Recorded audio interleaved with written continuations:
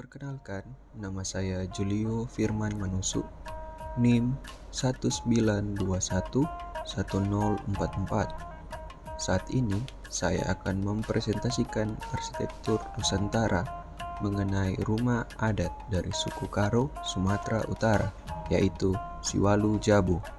Rumah tradisional Karo merupakan salah satu kebudayaan peninggalan nenek moyang suatu masyarakat dari masa lalu, dikenal dengan nama Siwalu Jabu. Dinamakan Siwalu Jabu karena rumah tersebut dihuni oleh 8 kepala keluarga.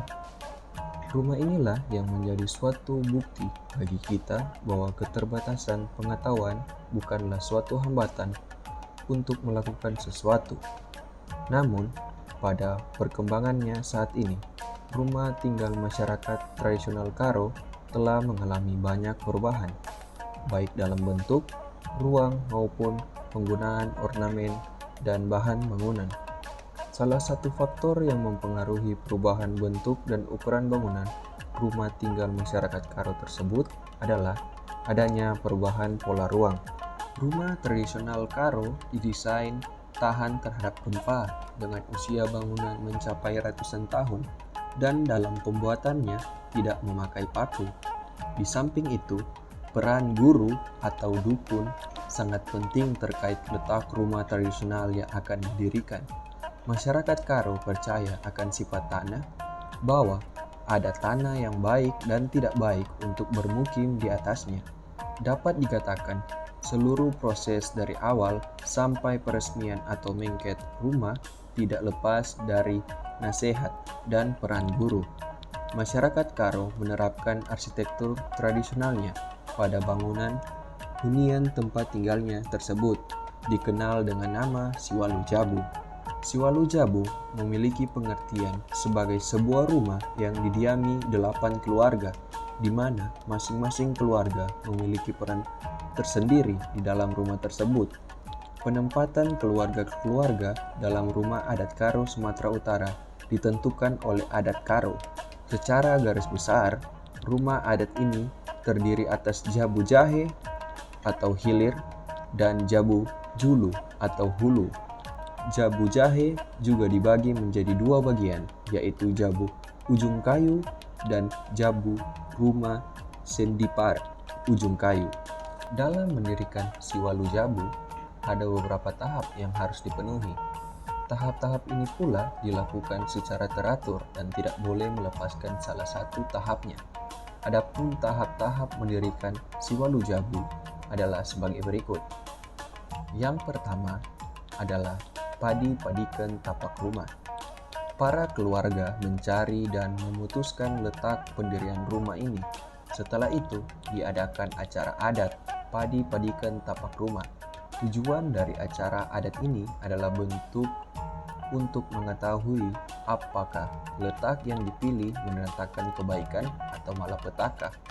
Biasanya, pada tahap ini dipanggil seorang guru, si baso atau dukun untuk mengetahui hal itu. Jika letak yang dipilih dianggap kurang baik, maka guru si baso akan membantu mencarikan letak yang baik bagi pendirian rumah Siwalu Jabu. Yang kedua adalah ngempak. Pada tahap ini, para keluarga beserta guru si baso menentukan tanggal yang baik untuk pencarian kayu di hutan. Biasanya, guru si baso juga ikut dalam pemilihan kayu yang baik untuk pendirian Siwalu Jabu. Jika sudah ditetapkan tanggal dan jenis kayu yang baik, maka para keluarga menebang kayu-kayu tersebut.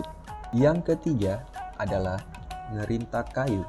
Setelah penebangan kayu, maka para anggota keluarga membagikan siri kepada setiap warga desanya.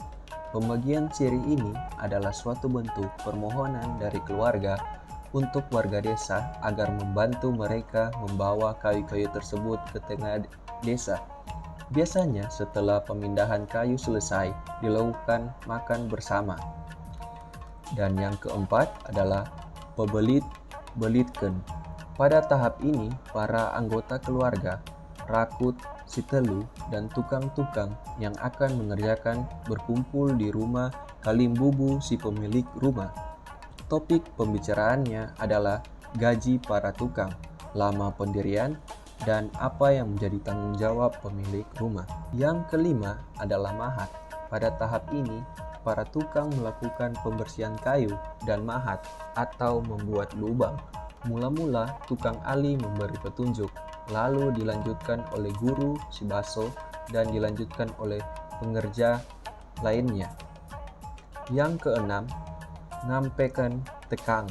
Setelah proses pendirian pondasi dan pendirian tiang di atas pondasi, maka pekerjaan para tukang dianggap setengah jadi. Tahap pun dilanjutkan dengan ngampekan tekang.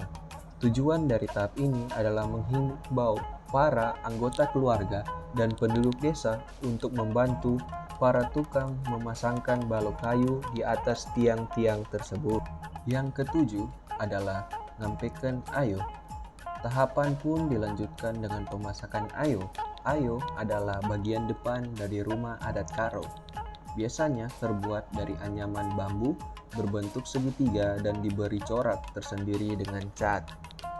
Dan yang terakhir, yang ke-8 adalah memasang tanduk. Siwalu Jabu tidak akan lengkap tanpa pemasangan tanduk kerbau di puncak atapnya. Pemasangan ini biasanya dilakukan oleh tukang di malam hari. Sambil memasang, tukang tersebut mengucapkan kata-kata yang tidak boleh dilupakan.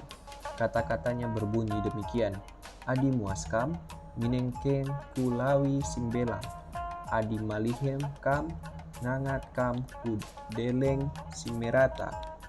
Yang artinya, jika kamu haus, minumlah air dari laut yang luas. Jika kamu lapar, makanlah di gunung yang hijau.